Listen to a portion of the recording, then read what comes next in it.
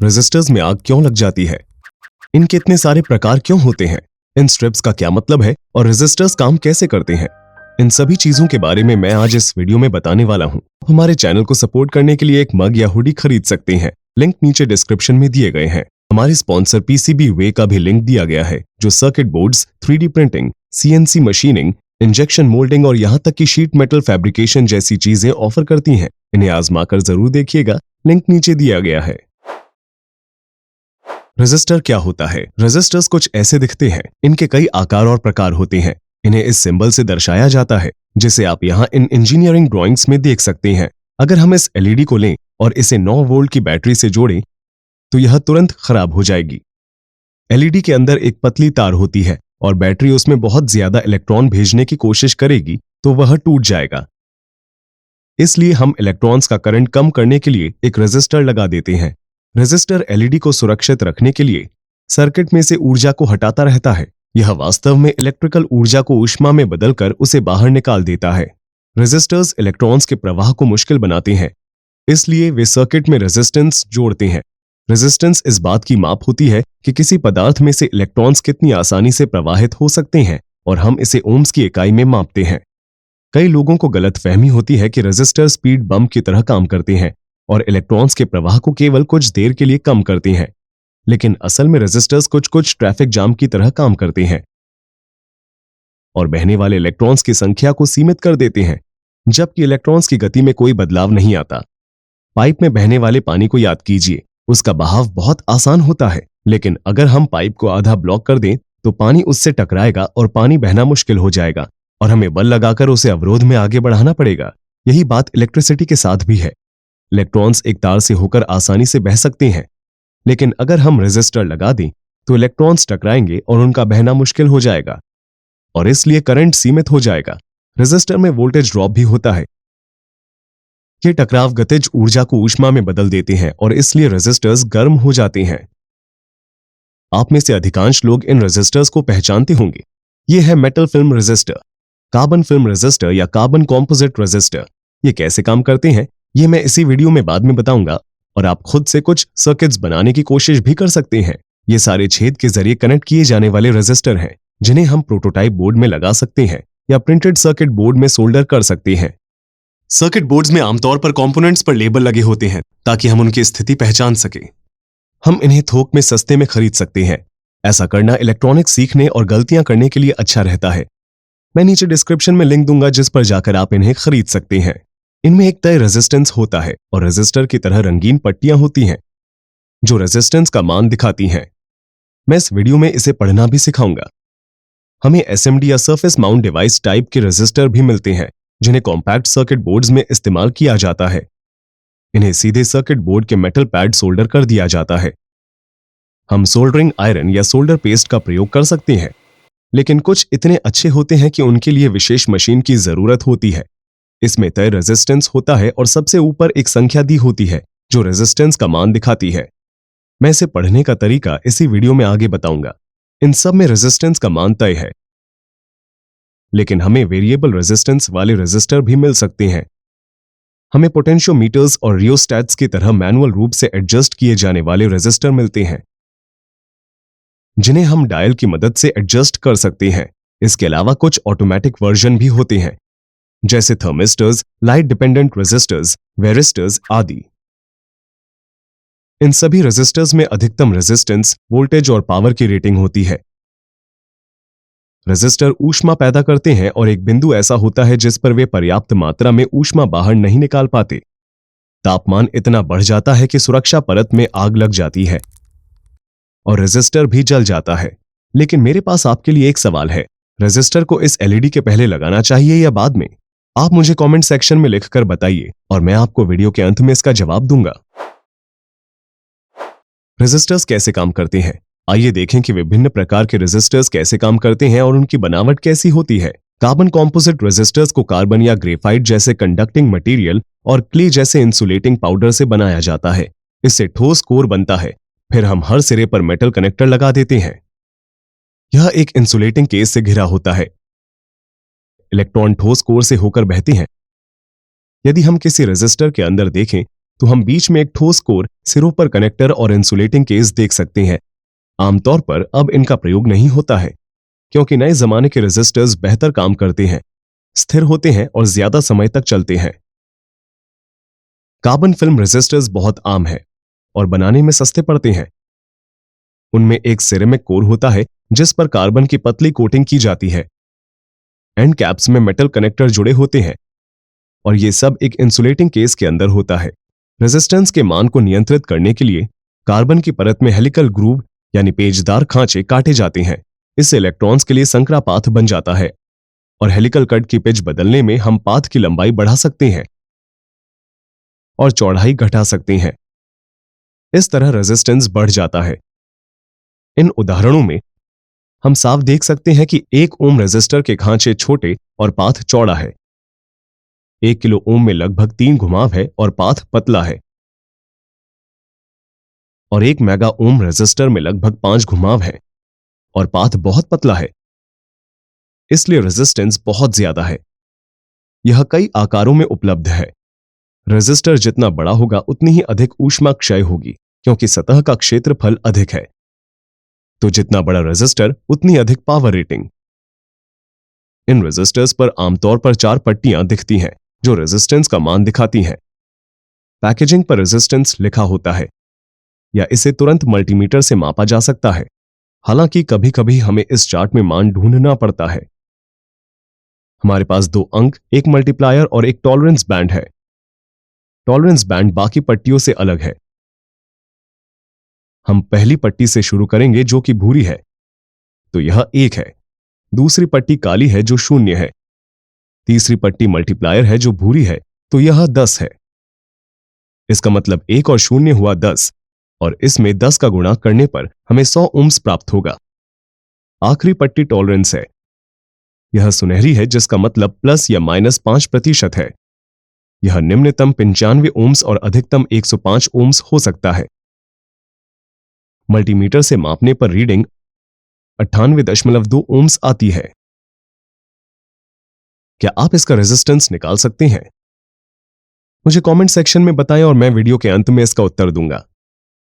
Metal film resistors बहुत आम है। उनमें एक सेरेमिक कोर होता है जिस पर मेटल की पतली कोटिंग की जाती है। एंड कैप से मेटल कनेक्टर जुड़े होते हैं और यह सब एक सुरक्षा कोटिंग से ढका होता है। रेजिस्टेंस बढ़ाने के लिए मेटल की परत में घुमावदार यानी हेलिकल खांचे काटे जाते हैं। इससे पाथ की लंबाई बढ़ जाती है, मोटाई कम हो जाती है, जिससे इलेक्ट्रॉनों का टकराए बिना बह पाना कठिन हो जाता है। इसलिए रेजिस्टेंस बढ़ जाता है। हम देख सकते हैं कि इस 10 ओम रेजिस्टर का पाथ बहुत चौड़ा और छोटा है, इसलिए रेजिस्टेंस कम है। यदि हम इसकी तुलना 1 मेगा ओम रेजिस्टर से करें जिसका पाथ बहुत पतला और लंबा है, तो देख सकते हैं कि इसका रेजिस्टेंस बहुत अधिक है।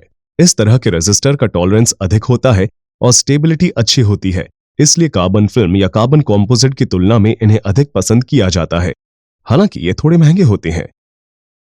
ये कई तरह की पावर रेटिंग में उपलब्ध है।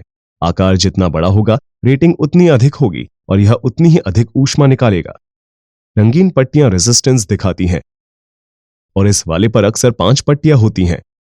पैकेजिंग पर आमतौर पर रेजिस्टेंस लिखा होता है या हम मल्टीमीटर से चेक कर सकते हैं या फिर हम इस चार्ट में भी मान देख सकते हैं। हमारे पास 3 अंक, एक मल्टीमीटर और एक टॉलरेंस बैंड है। पहली पट्टी नारंगी है जो 3 है। दूसरी पट्टी भी नारंगी है मतलब 3। तीसरी पट्टी काली है जो 0 है। इन संख्याओं को एक साथ लिखने पर 330 बनता है। चौथी पट्टी मल्टीप्लायर है जो काली है और यह 1 है। 330 को 1 से गुणा करने पर 330 ओम्स होते हैं। पांचवी पट्टी टॉलरेंस है जो भूरी है जिसका अर्थ है प्लस या माइनस 1%, तो यह 327 से 333 ओम्स के बीच हो सकता है। जब इसे मापता हूं तो 329.9 ओम्स प्राप्त होते हैं। क्या आप इसका रेजिस्टेंस निकाल सकते हैं? मुझे कमेंट सेक्शन में बताएं और मैं वीडियो के अंत में इसका उत्तर दूंगा। वायर वूंड रेजिस्टर्स कई डिजाइनों में आते हैं। उनकी पावर और करंट रेटिंग काफी अधिक होती है। आप देख सकते हैं कि यह काफी साधारण डिजाइन है। एक सिरेमिक कोर पर तार लिपटा है, फिर उसे इंसुलेशन की पतली परत से ढक दिया गया है। मोटाई, लंबाई और मटेरियल से निर्धारित होता है कि रेजिस्टेंस क्या होगा। यह वाला 50 वॉट्स और 2 ओम का है।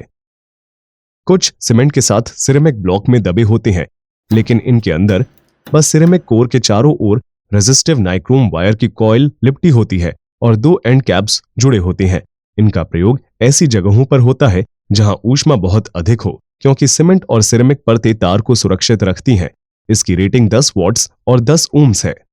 इस डिजाइन का एक और आम उदाहरण है जिसमें एल्यूमीनियम केसिंग का प्रयोग होता है।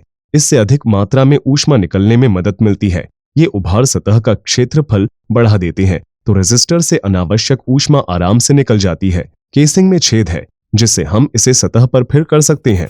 अंदर 2 इलेक्ट्रिकल कनेक्टरों के बीच सिरेमिक कोर पर रेजिस्टिव नाइक्रोम वायर की कॉइल होती है। आमतौर पर इसके चारों ओर किसी तरह का इंसुलेशन होता है। फिर इसे मेटल हाउसिंग में बंद कर दिया जाता है जिसकी एंड कैप रेजिन की होती है। इसकी रेटिंग 10 वॉट्स और 33 ओम्स है। सरफेस माउंट डिवाइस रेजिस्टर्स कई आकारों में उपलब्ध हैं।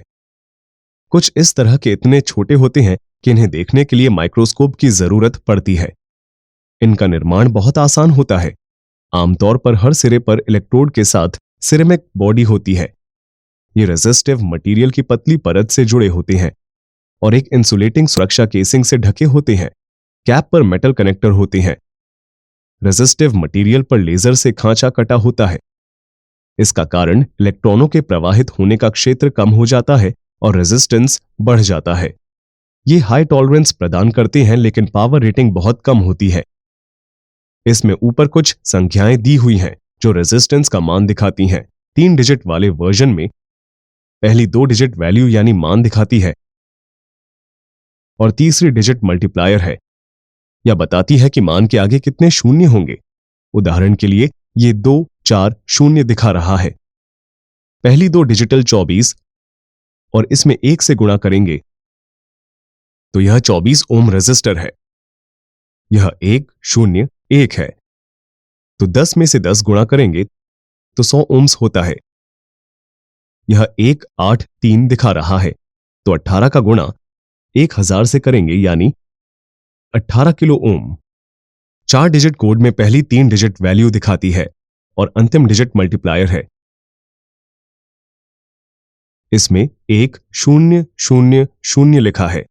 100 का गुणा 1 से करेंगे, इसका अर्थ है कि यह 100 ओम रेजिस्टर है। इसमें 3 5 0 2 लिखा है, तो यह 35 किलो ओम रेजिस्टर है।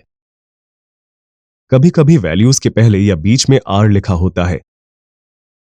यह दशमलव की जगह बताता है, तो यह R56 रेजिस्टर 0.56 ओम्स का है। यह 47 R5 रेजिस्टर 47.5 ओम्स का है। हमें ऐसे रेजिस्टर भी मिलेंगे जिसमें 3 डिजिट के अंत में एक अक्षर यानी लेटर होता है। हमें इन वैल्यूज को टेबल में देखना होगा। पहली 2 वैल्यू को ढूंढने से शुरुआत करेंगे। इस केस में 26 जो 182 है और फिर लेटर ढूंढेंगे जो C है, जिसका अर्थ है 100 से गुणा, तो यह रेजिस्टर 18200 ओम्स का है। यह वाला 60Z दिखा रहा है। पहले 60 देखेंगे जो 412 के बराबर है और Z मतलब 0.001 से गुणा करना, जिससे 0.412 ओम्स प्राप्त होते हैं। पोटेंशियोमीटर्स के डायल की सहायता से रेजिस्टेंस बदल सकते हैं। हमारे पास साधारण पोटेंशियोमीटर है जिसका प्रयोग वॉल्यूम कंट्रोल जैसी चीजों में किया जा सकता है, और फिर कुछ सटीक यानी प्रिसीजन वाले होते हैं जिनका प्रयोग इलेक्ट्रॉनिक सर्किट को ट्यून करने के लिए किया जाता है। इसमें 3 टर्मिनल हैं। अंदर 2 एंड पिन्स के बीच एक रेजिस्टिव ट्रैक है और ट्रैक की सेंटर पिन से एक डायल जुड़ा हुआ है। डायल घुमाने से इलेक्ट्रॉनों के प्रवाह की दूरी बढ़ जाती है और रेजिस्टेंस बढ़ जाता है। हम इसे विपरीत तरीके से भी कनेक्ट कर सकते हैं। किसी अन्य रेजिस्टर की तरह ही हमें रेजिस्टिव ट्रैक की दोनों एंड पिन्स के बीच वोल्टेज ड्रॉप मिलेगा। तो सेंटर पिन से कनेक्ट करने पर हम रेजिस्टिव ट्रैक का केवल एक हिस्सा प्रयोग कर सकते हैं, जिससे वोल्टेज ड्रॉप का भी कुछ हिस्सा ही प्राप्त होगा। इस पिन से हम आउटपुट वोल्टेज नियंत्रित कर सकते हैं। इसके अलावा सेंटर पिन और एक एंड पिन का प्रयोग करके रियोस्टेट बना सकते हैं। अब कुल वोल्टेज ड्रॉप इन दोनों बिंदुओं के बीच होगा तो इस तरह से हम सर्किट में करंट नियंत्रित कर सकते हैं। इस कंपोनेंट के सामने एक नंबर होता है जो अधिकतम रेजिस्टेंस बताता है। इसमें 1K लिखा है तो 1000 ओम्स है। यह 500K दिखा रहा है तो यह 500,000 ओम्स है। लेटर इसका प्रकार दिखाता है। बी बहुत आम है। इसका अर्थ है कि रेजिस्टेंस का बदलाव लीनियर है, लेकिन लोगैरिथमिक प्रकार भी उपलब्ध है। इन छोटे वर्जन्स में 3 डिजिट के नंबर हैं। पहले 2 मुख्य नंबर हैं और तीसरा बताता है कि कितने शून्य लगेंगे। उदाहरण के लिए यह वाला 101 है। इसका मतलब है कि 10 के आगे एक शून्य लगेगा तो यह 100 ओम रेजिस्टर है। यह अधिकतम रेटिंग है। यह वाला 204 दिखाता है तो यह 2 लाख ओम्स है। रियोस्टैट्स का प्रयोग सर्किट में करंट नियंत्रित करने के लिए किया जाता है। करंट आमतौर पर बहुत अधिक होता है, इसलिए कंपोनेंट का आकार भी बड़ा है। यह लोड के साथ सीरीज में कनेक्ट होते हैं। जब 3 या 4 उपलब्ध हों तब भी हम एक बार में केवल 2 टर्मिनल्स का प्रयोग करते हैं। कम करंट वाले सर्किट में रियोस्टैट की जगह पोटेंशियोमीटर का प्रयोग कर सकते हैं। रियोस्टैट में रेजिस्टिव वायर का प्रयोग होता है जो इंसुलेटिंग सिरेमिक कोर के चारों ओर लिपटा होता है। कोर आमतौर पर आर्क या सिलेंडर आकार के होते हैं। आम तार में जितनी आगे जाती है, इलेक्ट्रॉनों को तार से प्रवाहित होने के लिए उतना ही आगे जाना पड़ता है और रेजिस्टेंस उतना ही अधिक हो जाता है। हम देख सकते हैं कि इसमें कॉइल से कनेक्शन बनाने के लिए स्लाइडिंग आर्म पर उठी हुई सतह का प्रयोग हुआ है और इसमें बदले जा सकने योग्य कार्बन ब्रश का प्रयोग हुआ है जिसका सेंटर टर्मिनल से कनेक्शन फ्लेक्सिबल है। कंपोनेंट के एक तरफ हमें अधिकतम रेजिस्टेंस, अधिकतम करंट या अधिकतम पावर रेटिंग मिलेगी। Fusible resistors standard fixed value resistor जैसा ही दिखता है। यदि स्टैंडर्ड रेजिस्टर को ओवरलोड कर दिया जाए तो उसमें आग लग जाती है, लेकिन यदि फ्यूजिबल रेजिस्टर को ओवरलोड करें तो यह गर्म होता है और सर्किट ब्रेक कर देता है, पर इसमें आग नहीं लगती। यह एक रेजिस्टर है, लेकिन सर्किट को सुरक्षित रखने के लिए फ्यूज का काम करता है। इसके अंदर हमें आमतौर पर एक सिरेमिक कोर मिलता है जिसके चारों ओर एंड कैप्स के बीच रेजिस्टिव वायर लिपटा होता है। इसके ऊपर सुरक्षा के लिए अग्नि प्रतिरोधी रेजिन की परत होती है। तार फ्यूज की तरह काम करता है और गर्म हो जाता है, लेकिन एक निश्चित तापमान पर टूट जाता है और सर्किट ब्रेक हो जाता है। अन्य संस्करणों में तार की जगह मेटल एलॉय की पतली परत का प्रयोग होता है। करंट के पाथ को नियंत्रित करने के लिए इस परत में खांचा काटा जाता है। हम देख सकते हैं कि इसमें 5 बैंड्स हैं। अंत वाला सफेद है जो दिखाता है कि यह फ्यूजिबल रेजिस्टर है। बाकी 4 बैंड्स रेजिस्टेंस दिखाते हैं। हम इस चार्ट का प्रयोग करके रेजिस्टेंस का मान पता लगा सकते हैं। पहला पीले रंग का है जो 4 के बराबर है। दूसरा बैंड बैंगनी है जो 7 है। तीसरा काला है जो 1 के बराबर है। 47 में 1 से गुणा करने पर 47 ओम्स होते हैं। चौथा बैंड सुनहरा है जो प्लस या माइनस 5% होगा। यह 47 ओम्स के लिए रेटेड है, लेकिन इसका मान 44.65 से 49.35 ओम्स के बीच हो सकता है। वेरिएबल रेजिस्टर्स को वेरिस्टर्स कहते हैं, हालांकि हम उन्हें पोटेंशियोमीटर की तरह नियंत्रित नहीं कर सकते हैं। इसके बजाय उनमें रेजिस्टेंस अपने आप नियंत्रित होता है जो मिलने वाली वोल्टेज पर निर्भर करता है। ये सिरेमिक कैपेसिटर जैसे दिखते हैं, लेकिन थोड़ा बहुत स्कॉट की डायोड की तरह काम करते हैं। नाजुक इलेक्ट्रिकल सर्किट में हम इसे सप्लाई के साथ साथ पैरेलल में कनेक्ट करते हैं। साधारणतया इनमें रेजिस्टेंस बहुत अधिक हो सकता है, इसलिए ये इंसुलेटर की तरह काम करते हैं और इनमें से न के बराबर करंट गुजरता है, लेकिन एक निश्चित वोल्टेज पर यह कंडक्टर बन जाता है और ग्राउंड में शॉर्ट हो जाता है। यह सर्किट को वोल्टेज स्पाइक से बचाने के लिए बहुत उपयोगी है। अंदर आमतौर पर सिरेमिक कोर के साथ जिंक मेटल ऑक्साइड का मिश्रण होता है।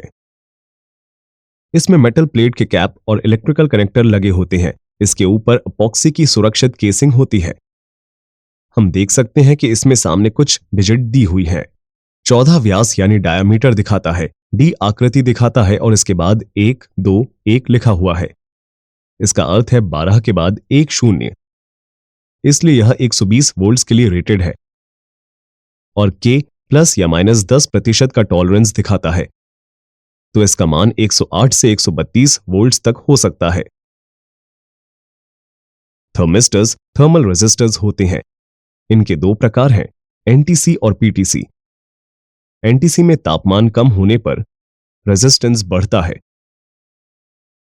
और पीटीसी में तापमान बढ़ने पर रेजिस्टेंस बढ़ता है। ये film ceramic bead, chip, disc और ग्लास कैप्सूल के रूप में मिलते हैं। इनकी बनावट बहुत साधारण होती है। दो कंडक्टर्स के बीच सेमीकंडक्टर की एक परत जो सुरक्षा केसिंग से ढकी होती है। सेमीकंडक्टर मटेरियल इंसुलेटर की तरह काम करता है, जिससे एटम इलेक्ट्रॉनों को कसकर पकड़ते हैं।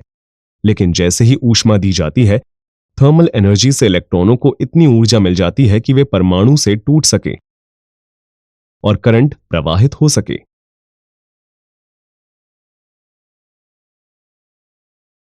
ये inrush current limiting, temperature sensing, temperature control के लिए बहुत उपयोगी है और ग्लास वाला उच्च तापमान वाली एप्लीकेशनों के लिए बेहतर है।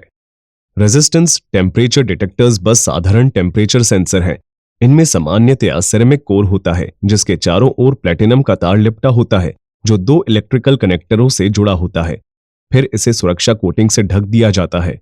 द्रव का तापमान मापने के लिए यह अक्सर मेटल केस के अंदर फिट होते हैं। प्लेटिनम का प्रयोग इसलिए होता है क्योंकि तापमान बढ़ने के साथ इसका रेजिस्टेंस लीनियर पैटर्न में बढ़ता है। इससे गणना करना आसान हो जाता है। जब तार गर्म हो जाता है तो रेजिस्टेंस बढ़ जाता है, क्योंकि अंदर के एटम उत्तेजित होते हैं और चारों ओर घूमने लगते हैं। इससे इलेक्ट्रॉनों का टकराए बिना प्रवाहित हो पाना कठिन हो जाता है। इसलिए तापमान बढ़ने के साथ रेजिस्टेंस बढ़ जाता है। Light dependent resistors variable resistors होते हैं। इनका रेजिस्टेंस उन पर पड़ने वाले प्रकाश के अनुसार अपने आप बदलता रहता है। इनका बेस सिरेमिक होता है, जिस पर कैडमियम सल्फाइड की कोटिंग होती है। फिर ये दो इलेक्ट्रोड प्लेटों से ढके होते हैं, जिनके बीच में थोड़ा अंतराल होता है।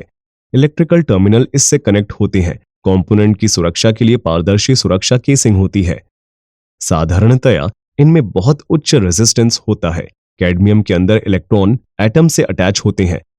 जब इस पर प्रकाश पड़ता है तो फोटोन अंतराल से होकर गुजरते हैं तथा कैडमियम पर गिरते हैं और कुछ इलेक्ट्रॉन एटम से निकल जाते हैं। दूसरे इलेक्ट्रॉन उनकी जगह लेते हैं और करंट विकसित होता है। प्रकाश बढ़ने पर अधिक इलेक्ट्रॉन प्रवाहित होने लगते हैं। इस प्रकार प्रकाश बढ़ने पर रेजिस्टेंस कम हो जाता है। ये रेजिस्टेंस वैल्यू की रेंज में आते हैं, लेकिन इन पर आमतौर पर कोई मार्किंग नहीं होती है। हमें निशान या लेबल केवल पैकेजिंग पर ही मिलते हैं। इन्हें पहचानने के लिए आपको पूर्ण अंधेरे में इनका परीक्षण करना पड़ेगा। ये ऑटोमेटिक नाइट लाइट्स और डार्कनेस सेंसर सर्किट्स में उपलब्ध होते हैं। स्ट्रेन गेजेस कुछ ऐसे दिखते हैं। यह एक तरह का सेंसर है जिसका रूप दबाव पड़ने पर बदल जाता है। हम देख सकते हैं कि यहाँ इंसुलेशन की एक परत है। ग्रिड पैटर्न में फॉयल लूपिंग की एक कंडक्टिव यानी सुचालक परत है, जो इलेक्ट्रिसिटी का पाथ बनाती है। जब यह चालू नहीं होता है तो हम स्ट्रेन गेज में एक निश्चित रेजिस्टेंस देख सकते हैं, लेकिन अगर हम इसे कुछ इस तरह डिफॉर्म करें तो रेजिस्टेंस बढ़ जाता है। ऐसा इसलिए क्योंकि इसका पदार्थ फैल रहा है और सिकुड़ रहा है। इसलिए कंडक्टर की लंबाई और चौड़ाई में थोड़ा थोड़ा बदलाव आ रहा है। अधिक लंबे और अधिक पतले तारों में छोटे और मोटे तारों की तुलना में अधिक रेजिस्टेंस होता है। इनका प्रयोग अक्सर व्हीटस्टोन ब्रिज सर्किट्स में प्रेशर को मापने के लिए किया जाता है, जैसे कि इलेक्ट्रॉनिक प्रेशर स्विच में। एक बार पीसीबी वे देखना मत भूलिएगा। यहाँ आपको 3D printing, CNC machining, injection moulding और तो और शीट मेटल फैब्रिकेशन से जुड़ी जरूरत की सभी चीजें मिल जाएंगी। मैंने वीडियो डिस्क्रिप्शन में नीचे एक लिंक आपके लिए दिया हुआ है। हम रेजिस्टर का प्रयोग क्यों करते हैं? एक 9V की बैटरी लें और टेस्ट बोर्ड का प्रयोग करके 1 किलो ओम का रेजिस्टर लगाएं। फिर बैटरी कनेक्ट कर दें। इलेक्ट्रॉन बैटरी से निकलकर रेजिस्टर में से होकर बह रहे हैं। हमें 0.009 एम्प्स का करंट मिलना चाहिए।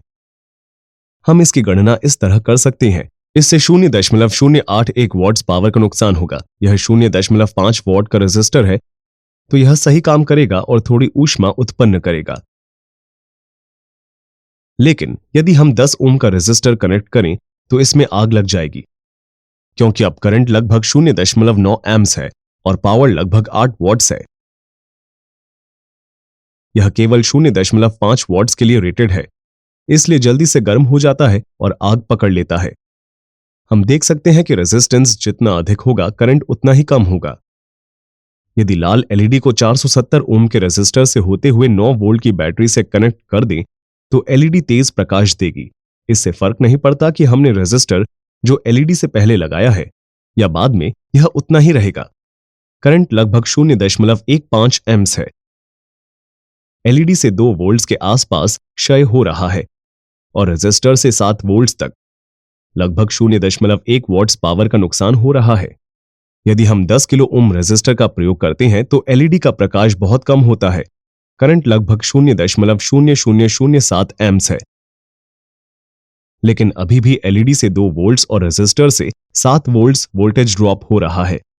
रेजिस्टर केवल प्रवाहित होने वाले इलेक्ट्रॉनों की संख्या सीमित करता है। यदि हम एलईडी को 470 ओम रेजिस्टर से कनेक्ट करें और फिर उन्हें 1 किलो ओम पोटेंशियोमीटर की सेंटर पिन से कनेक्ट कर दें, अब हम एलईडी का प्रकाश कम कर सकते हैं। यह रियोस्टेट की तरह काम कर रहा है और करंट को सीमित कर रहा है। जब डायल बिल्कुल बाईं तरफ है तो एलईडी का प्रकाश सबसे तेज है। पोटेंशियोमीटर में कोई वोल्टेज ड्रॉप नहीं है। रेजिस्टर में लगभग 7 वोल्ट्स और एलईडी में 2 वोल्ट्स का वोल्टेज ड्रॉप है। करंट लगभग 0.015 एम्प्स है। जब डायल बिल्कुल दाईं तरफ है तो एलईडी का प्रकाश बहुत कम है। करंट लगभग 0.015 एम्प्स है। एलईडी में 1.9 वोल्ट्स का वोल्टेज ड्रॉप है। रेजिस्टर में 2.2 वोल्ट्स का है और पोटेंशियोमीटर में 4.9 वोल्ट्स का वोल्टेज ड्रॉप है। तो सर्किट में रेजिस्टेंस को बदलकर करंट को नियंत्रित किया जा सकता है। हम जानते हैं कि रेजिस्टर में वोल्टेज ड्रॉप होता है। यदि 2 समान आकार के रेजिस्टर सीरीज में लगा दिए जाएं तो हर रेजिस्टर का वोल्टेज ड्रॉप समान होगा। रेजिस्टर और ग्राउंड के बीच मापने पर हमें आधी वोल्टेज प्राप्त होती है और इस तरह हमने वोल्टेज डिवाइडर बना दिया है। दोनों में समान करंट प्रवाहित होता है, लेकिन वोल्टेज ड्रॉप और पावर डिसिपेशन यानी ऊर्जा क्षय अलग अलग होता है क्योंकि यह बढ़ रहा है। यदि हम पहले रेजिस्टर को 470 ओम के रेजिस्टर से बदल दें तो हमें 6.1 वोल्ट्स मिलेंगे। यदि हम इनकी अदला बदली करते हैं तो हमारे पास केवल 2.9 वोल्ट्स पहुंचते हैं। तो रेजिस्टर का मान बदलकर हम आउटपुट वोल्टेज को नियंत्रित कर सकते हैं या हम पोटेंशियोमीटर का प्रयोग कर सकते हैं। डायल की सहायता से हम रेजिस्टर के एक हिस्से का प्रयोग कर सकते हैं जिससे वोल्टेज ड्रॉप भी कम होगा। हम रेजिस्टर को पैरेलल में लगाकर भी करंट डिवाइडर बना सकते हैं। एक सिंगल 470 ओम रेजिस्टर के कारण 0.019 एम्प्स प्रवाहित होगा। यदि हम पैरेलल में एक दूसरा रेजिस्टर लगा दें तो इससे भी 0.019 एम्प्स प्रवाहित होगा। इनके पाए जुड़कर कुल 0.38 एम्प्स का करंट बनाते हैं। हम 235 ओम का एक रेजिस्टर या पैरेलल में 470 ओम के 2 रेजिस्टर लगा सकते हैं। कुल करंट और पावर उतने ही रहेंगे, लेकिन पैरेलल में करंट और पावर बढ़ जाएंगे। इस प्रश्न का उत्तर है रेजिस्टर को एलईडी के पहले या बाद में कहीं भी लगाया जा सकता है, इससे कोई अंतर नहीं आता। कार्बन फिल्म रेजिस्टर की रेटिंग 1 मेगा ओम होती है और मेटल फिल्म रेजिस्टर की रेटिंग 22 किलो ओम्स होती है। इलेक्ट्रॉनिक्स इंजीनियरिंग के बारे में सीखते रहने के लिए इन वीडियोस को देखें और मैं आपसे मिलूंगा अगले वीडियो में। हमें फेसबुक, ट्विटर, लिंक्डइन, इंस्टाग्राम और द इंजीनियरिंग माइंडसेट.com पर फॉलो करना न भूलें।